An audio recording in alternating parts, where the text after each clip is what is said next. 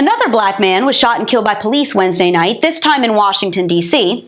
So naturally, Black Lives Matter decided to protest before the body was even cold in the street.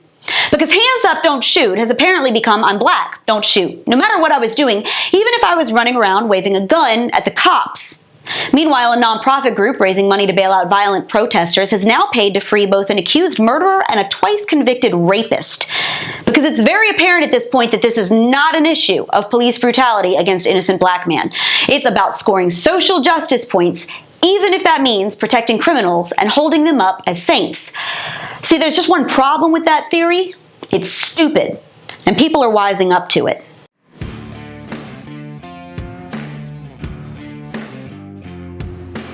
Okay, so let me see if I understand this correctly. See, before, this was supposedly all about police killing unarmed innocent black men, right? Kids playing in the sandbox, guys selling cigarettes on the sidewalk. That was the whole riff.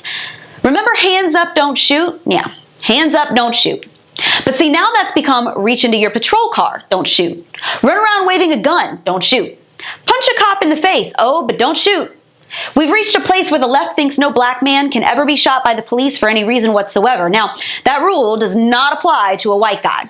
I bet you dollars to donuts none of these anarchists losing their mind in the street and burning down a city can name a single white dude who's been shot to death by the cops, armed or otherwise. Because this is not actually about police brutality or the abuse of power. It's all about the color of someone's skin. That's all.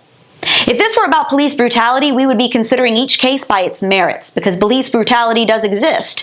And also, like it or not, there are situations in which police have to shoot a dangerous person. We would wait for those facts to come out and look at each case on its own to determine who was at fault. But that is not what is happening here. Now, anytime a black man is shot and killed by the police, pundits jump on Twitter and violent protesters immediately take to the streets without even waiting to learn the guy's name. Because who cares what he did or whether police were even in the wrong? A black man got shot, so we must riot. But see, Jacob Blake was not a street preacher passing out free hugs on the sidewalk. He was a known violent criminal with an outstanding warrant for felony sexual assault, who resisted arrest and reached into his car. Rashard Brooks was drunk as a skunk, resisted arrest, stole a cop's taser, and fired it at him. Just to remind, back when all of this crap kicked off several years ago, Mike Brown, who was about the size of a Green Bay linebacker, reached into a cop's car and assaulted him. Before he was shot and killed last night in D.C., Deon Kay was brandishing a firearm while running at the police. Before he was shot and killed last Monday, Dijon Kizzee was riding his bike illegally in the street, then ran from the cops, punched one of them in the face, and dropped the handgun he'd been carrying. Before he was shot and killed in July, Hakeem Littleton, a gang member, pulled a gun from his pocket and opened fire on the cops. And guess what Black Lives Matter did every single time? Pitch a fit and start violent riots in the street, because apparently police are not ever allowed to shoot a black man, even when the black man is shooting at the police. These men are held up as heroes and saints, facts be damned, but police are not out there shooting innocent nuns and school teachers and gas station attendants. These aren't unarmed, law-abiding black men walking down the street to 7-Eleven to buy a Slurpee. These are criminals who would be alive today if they hadn't committed a crime, resisted arrest, assaulted the police, opened fire, or in some cases, all of the above. And this is where Black Lives Matter loses whatever shred of credibility they ever had. They aren't interested in talking about the problems that fester in Democrat-controlled cities and lead to so many black men brandishing weapons, committing crimes, resisting arrest, and assaulting police. We can't talk about any of that. I can't tell you how many times I have been told, gosh, Brittany, the issues in the black community and the problem of police brutality, those are two completely different things. No, they are not. They are intrinsically linked. And that link keeps showing up whether you want to see it or not. It's because the urban black community is plagued with so many social ills created and fueled by left-wing policies that the police are so heavily in those communities to begin with. It's because so many young black men grow up in poverty without fathers or access to decent education that they turn to crime and have dicey run-ins with the cops to begin with. Police aren't running around picking off random black folks in the street. They're responding to calls from the community about someone who's robbed a store, is high as a kite in a parking lot, sexually assaulted somebody, or is running around with a handgun.